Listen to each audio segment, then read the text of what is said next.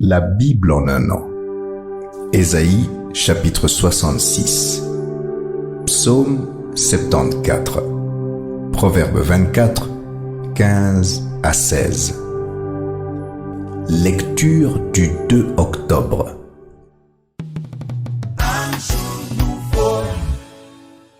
Philippiens, chapitre 3.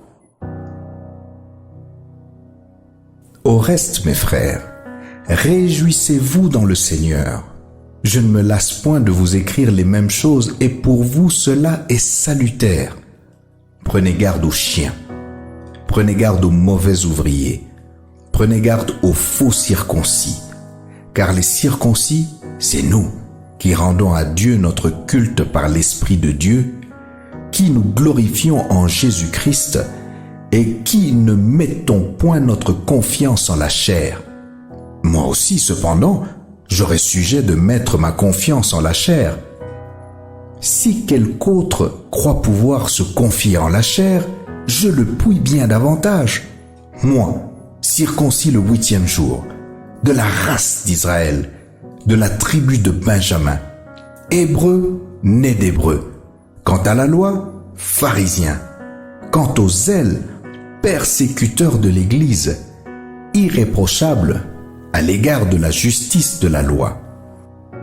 Mais ces choses qui étaient pour moi des gains, je les ai regardées comme une perte à cause de Christ.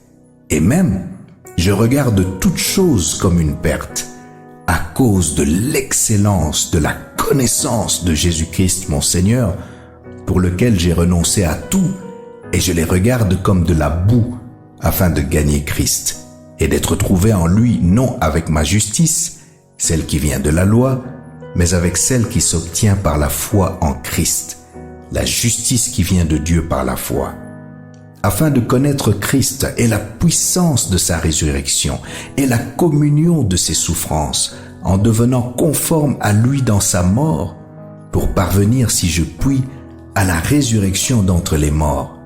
Ce n'est pas que j'ai déjà remporté le prix, ou que j'ai déjà atteint la perfection, mais je cours pour tâcher de le saisir, puisque moi aussi j'ai été saisi par Jésus-Christ. Frères, je ne pense pas l'avoir saisi, mais je fais une chose, oubliant ce qui est en arrière et me portant vers ce qui est en avant.